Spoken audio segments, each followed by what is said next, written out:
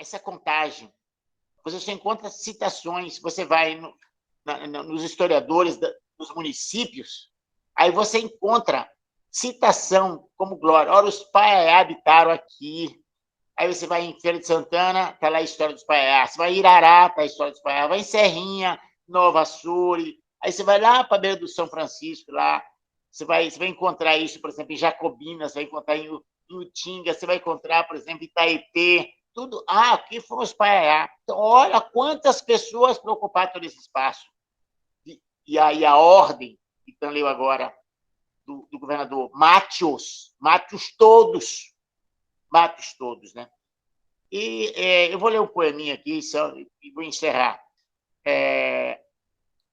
Eu escrevi esse poema está fazendo alguns anos, né? Mas ele, para mim, tem um significado enorme. Eu não vou ler todo, que ele é um pouco grande. Chama-se A Saga dos Filhos da Terra, a aldeia de Aricobé.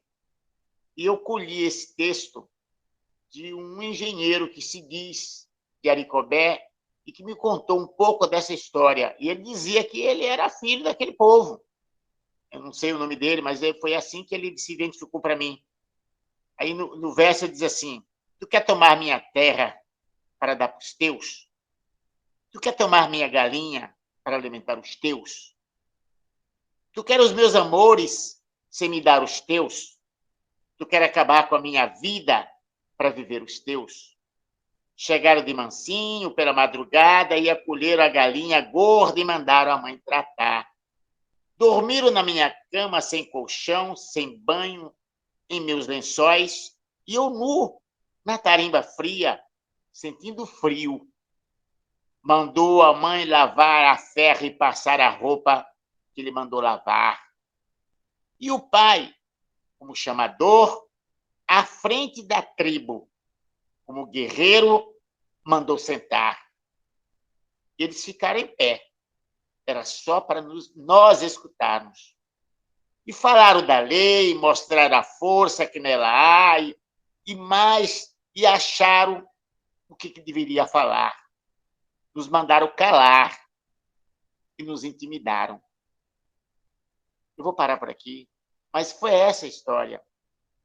Esses 4 versos, para mim, resumem o meu pensamento, a forma que eu imagino que foi o modelo. Então, Sacambuaçu, eu sou o sucessor dele hoje, certo? Muito orgulho. E, infelizmente, não faz parte da história da nossa escola. Esse herói não faz parte da nossa história. Então, eu acho que é necessário, Neb, a professora que comanda esse projeto, né? Realmente, eu tenho que baixar a cabeça e dizer à senhora, louvado seja essa intenção. A minha querida Ana aí, sem dúvida nenhuma, o professor Silvio, a Itan, que traz essa... e os nossos, a Edilene, que está aqui, a presidente do MAIP, e a Aline aí também, de Alba, a Albinha, uma jovem, a Ayla, que está aí crescendo. E como está crescendo essa menina? É uma jovenzinha, se não me engano, de 15, 16 anos, né?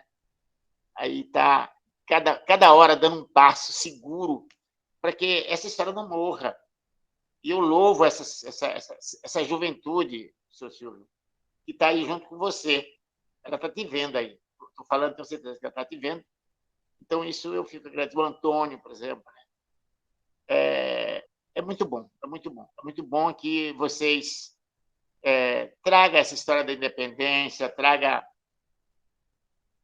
tentar remontar tudo isso. E vamos destruir essas estátuas que estão por aí, ou seja, mostrar que nós estamos louvando, embrutecendo.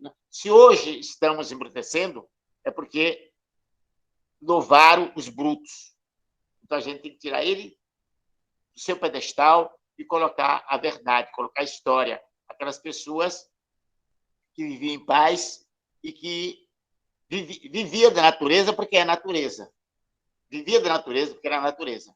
E nós não precisamos hoje, sem dúvida nenhuma, certo? Que ninguém nos diga como é que nós vamos cuidar dos rios, como é que nós vamos cuidar dos pássaros, e nem tampouco cuidar da natureza, porque nós queremos cuidar da gente e também somos natureza. É isso aí que eu queria. Muito obrigado.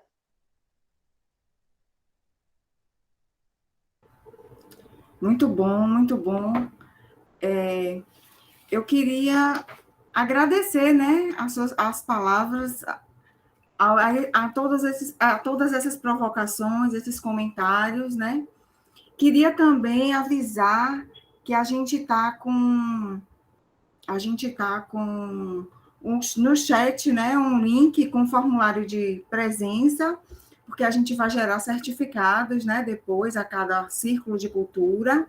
Quero agradecer também dar boa noite, né, e as boas-vindas à professora Jamile, que está nos assistindo, está aqui participando, né, ao professor Alejandro, a Aurelice Marques, Isis Favila, Carla, Jumara também, né, que está aí.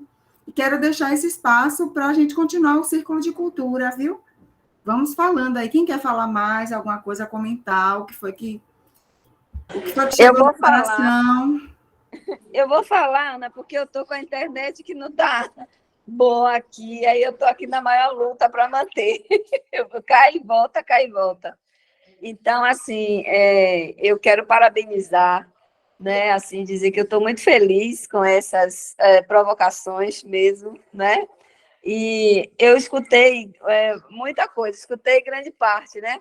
E percebo, assim, da história, né? Essa história de luta, essa história de resistência, essa história. Gostei muito né, do que o Cacique vem falando e trazendo para a gente, né? Fatos e memoriais históricos da região que a gente não conhece, né? Que a gente não tem essa divulgação.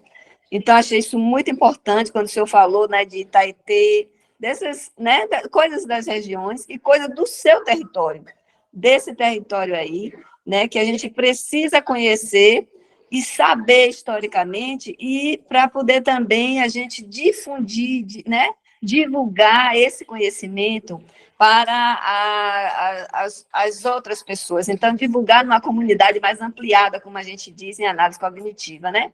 Então, esse conhecimento que você está trazendo, né, é um conhecimento que precisa ser realmente difundido nas escolas, difundido nas diferentes comunidades, né, para o público, né, para que o público conheça, porque a gente percebe no senso comum, que eu falo assim, né, das comunidades, nos bairros de Salvador, nos bairros periféricos, que a gente visita, né, nas escolas que nós vamos, essa história não é conhecida. Isso não é dito, né? Então, por mais que tenha os livros didáticos não refletem essa história que nós temos, né, de vida, essa história de resistência do nosso povo e, sobretudo, dos povos originários, né? Então, não tem nem dos povos de um modo geral, né, das culturas de um modo geral, mas também não tem dos povos originários. Então, não sabemos das nossas bases, né? Desconhecemos, muitas vezes, as nossas bases culturais, as nossas origens, de onde viemos, né? Quem são esses nossos precursores, esses nossos que nos antecederam. Então, há necessidade de a gente conhecer essa história daqueles que lutaram para que nós estivéssemos aqui hoje, né? Então, se nós estamos aqui hoje, é porque tivemos, né, outros que nos trouxeram até aqui. Então, precisamos pensar nesse elo de ligação com a nossa ancestralidade, né? Com essa ancestralidade que vem dessa terra e tal. Bom, acho que a provocação é salutar nesse sentido. Gostei também muito da provocação do professor Silvio, meu colega Silvio, bacana aí, trazendo a coisa da memória, né, Silvio? Então, quando você estava falando da memória, eu pensei muito aqui nessa questão da cultura, porque a cultura, né, quando ela é difundida, quando ela é passada para aqueles que, né, nós vamos trazendo, né, nessa vida, ela é passada pelas famílias, pelas comunidades, né, é passada pelos avós, né, pelos tios, pelas tias, né? Pelas professoras, pelos professores. Então, essa cultura, quando ela é passada assim, né? E é uma cultura oral, né? É uma cultura da dança dos corpos. Eu gostei dessa coisa da dança, sabe? Da dança dos corpos. Então, me lembrei aí dos toréis, né? Me lembrei das danças, dos rituais indígenas que nós, né, costumamos, né, participar, e que faz isso com a gente, provoca um transe, né, na gente, que nos leva, né, a lembranças, né, a coisas da nossa memória ancestral, da nossa memória, né, daquilo que estava esquecido. Então, quando a gente entra na dança, né,